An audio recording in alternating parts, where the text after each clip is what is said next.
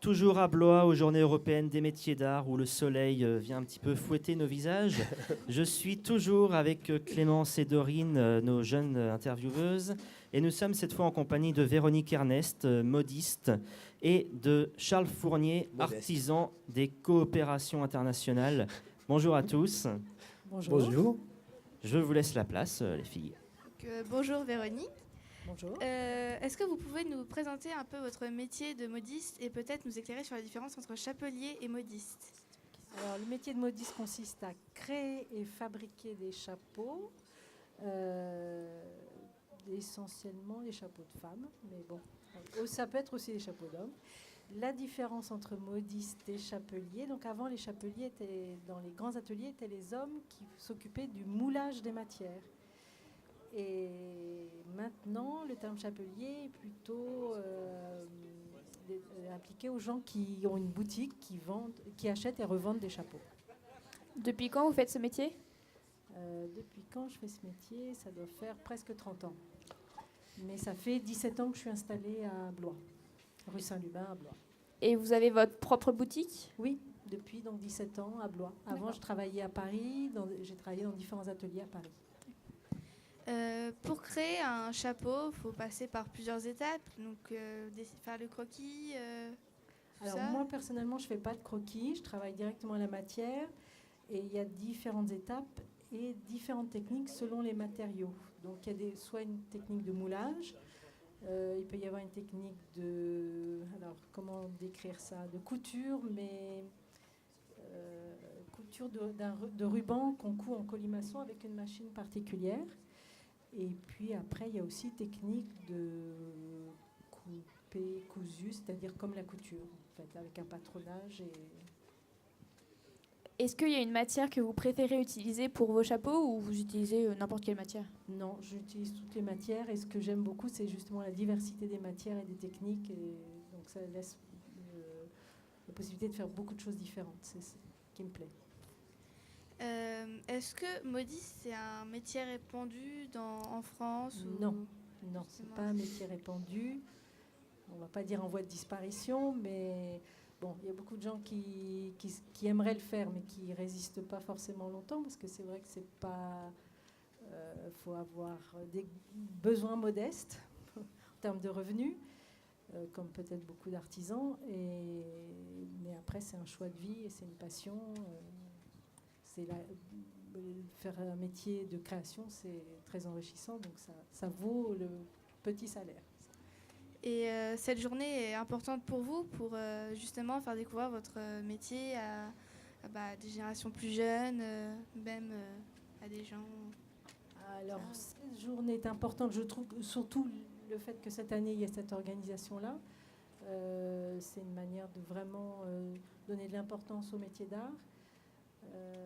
Et effectivement montrer qu'il y a beaucoup de gens qui, malgré tout, vivent de ces métiers et que ça peut être des projets d'avenir intéressants pour les jeunes.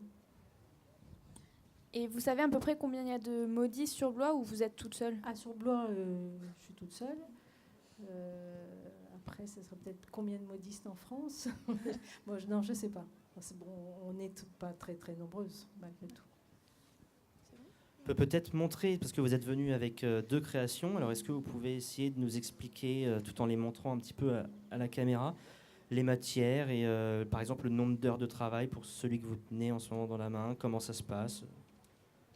Donc ça, c'est un chapeau qui est en feutre. Il y a deux types de feutre. Il y a un type... la différence, c'est dans le traitement du matériau au départ. Combien d'heures de travail, honnêtement, je ne sais pas. Vous comptez jamais vos heures ? Un petit peu, mais c'est pas toujours évident parce qu'il y a différentes étapes de travail. Une étape de moulage et ensuite il faut laisser sécher pour que la forme prenne. Et c'est vrai que c'est assez compliqué de compter vraiment toutes ces heures. Et pour votre deuxième chapeau, vous savez à peu près combien de temps vous avez mis ou c'est comme pour celui-là ? Non, alors là j'ai carrément décidé dès le départ, je comptais pas parce que c'est énormément d'heures. Surtout le travail des plumes, c'est très très long. Et il y a toute cette partie-là, qui est vraiment un travail très très long. Donc Là, Là, on est sur du chapeau de soirée, là, en plus. Oui, de mariage. Et là, c'était un chapeau pour un, pas vraiment un concours, mais une présentation au Salon des métiers d'art d'Orléans il y a 2 ans, je crois. Donc c'était. Vous voilà. avez Là, je me justement suis fait plaisir. des prix, des choses dans la Non, profession non, je fais très peu de concours, donc je sais pas de. Voilà. Et donc, vous vendez ces chapeaux? Oui, je les vends dans ma boutique. Et quel type de personnes vous voyez qui achètent les chapeaux? Tout type de personnes. Ça peut aller des Tout adultes. âge. Ma plus jeune cliente avait 18 mois quand elle est venue. Elle en a 16, je crois, aujourd'hui. Mais voilà. Oui, d'accord. Parce que justement, il y a eu une question qui a été posée à beaucoup de gens sur le village. C'était l'artisanat d'art est-il réservé aux riches? Il y a des petites réponses en fait, qui sont écrites sur les panneaux de couleurs que vous voyez à côté de nous. Sur des chapeaux comme ceux-là, on peut un peu se poser quand même la question.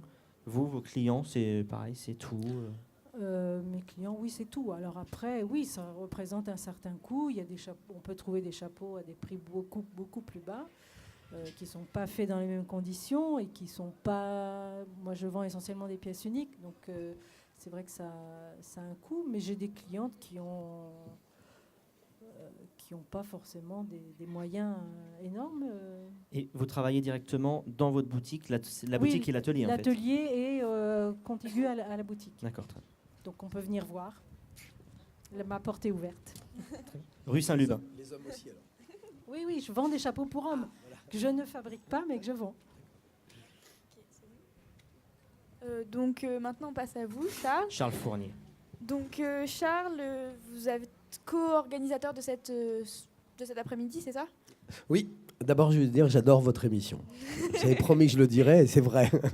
Oui, je suis alors co-organisateur de cet événement, alors avec Emmanuel Plumet qui est là-bas dans la direction de ma main, qui elle a organisé cette manifestation sous l'angle de l'artisanat comme élément du patrimoine local, comme élément du patrimoine immatériel de notre territoire, et moi plutôt sous l'angle des relations internationales. Convaincu que l'artisanat est un des éléments qui peut servir les relations internationales, c'est-à-dire par l'artisanat, on peut se rencontrer à l'échelle internationale, mais les relations internationales peuvent aussi servir l'artisanat parce qu'elles permettent une coopération autour des techniques, des savoir-faire, mais aussi, pourquoi pas, autour des modèles économiques, parce que c'est un vrai sujet, vivre de son activité, tout le monde l'a dit dans vos plateaux.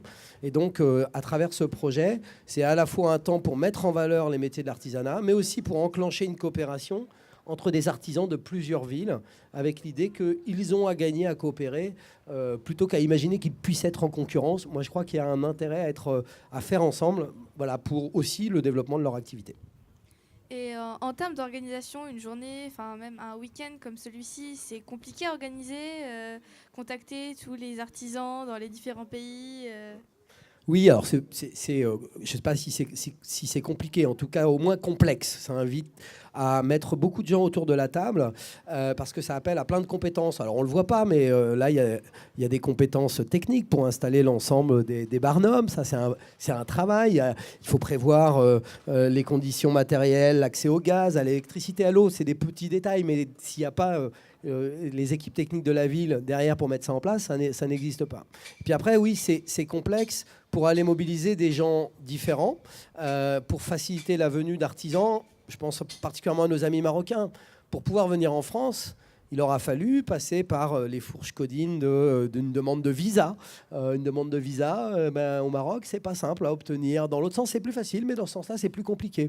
Il a fallu imaginer leur séjour ici, comment les accueillir, dans quelles conditions. On a fait appel à des bénévoles de l'association Bloise-Roux qui ont accepté d'héberger. On a trouvé une structure pour les héberger. Bref, ça, derrière, il y a effectivement tout ça. Mais franchement, cette complexité, on l'oublie très rapidement quand on est là, quand on voit les rencontres que ça provoque. Hier soir, pour tout vous dire, on mangeait au restaurant avec tous les artisans.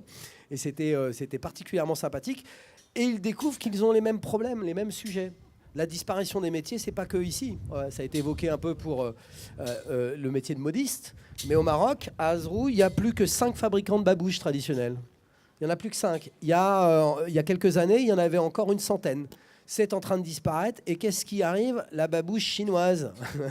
C'est quand même pour nous un peu exotique, hein, mais pour eux, c'est une vraie concurrence à leur activité.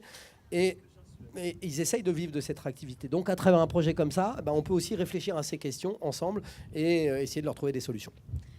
Tous les artisans qui sont ici, comment vous les avez trouvés? Alors Blois est une ville très active sur les relations internationales. Malheureusement, d'ailleurs, c'est peut-être pas assez connu, une manifestation comme ça. C'est pour ça que je dis qu'elle sert aussi les relations internationales. Blois est jumelée avec plusieurs villes en Europe. Je les cite parce que c'est bien, c'est l'occasion de le dire.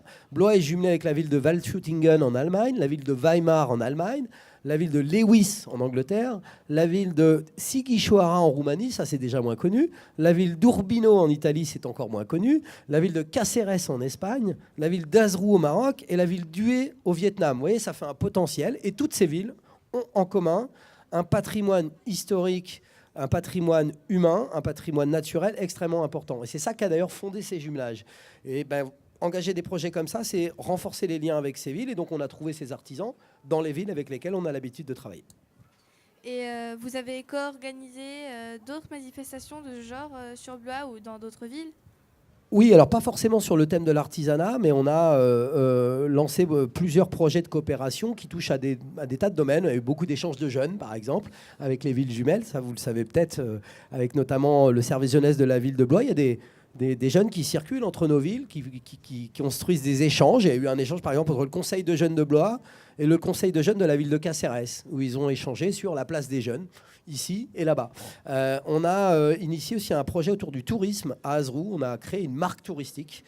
Azrou, Ifrane, l'autre Maroc. C'est pas le Maroc d'Agadir, de la mer, des grands palaces. C'est le Maroc de la nature, de l'artisanat, des valeurs humaines. Voilà. Donc c'est des exemples de projets, mais on en a plein d'autres avec toutes les villes et qui font sens aussi dans un moment où parfois on a un peu de mal à construire des relations ici. Et quand on rencontre des gens d'ailleurs, ça nous aide à construire nos relations ici. Et est-ce que vous serez prêt à recommencer cette manifestation l'année prochaine? Alors, moi, oui, mais la décision appartient évidemment aux élus de la ville de Blois, aux partenaires, la Chambre des métiers, au Conseil régional. S'ils y ont vu un intérêt, j'espère bien. Évidemment, nous, les petites mains qui sommes en arrière-plan, on est tout à fait prêts. Moi, en tout cas, j'ai vécu ça avec passion. La passion des artisans, elle se véhicule. Et voilà, moi, je découvre les valeurs humaines que portent ces artisans, c'est-à-dire qu'ils en vivent avec parfois difficulté. Mais c'est une bataille tout au long de leur vie. Enfin, j'écoutais ce qui était dit. Il faut des années pour pouvoir en vivre. Et c'est la passion qui permet de tenir. Voilà. Et donc, moi, cette passion, elle m'anime aussi. Et oui, si on peut, on recommencera. Et vous, Véronique, vous serez prête à revenir l'année prochaine si la manifestation se refait?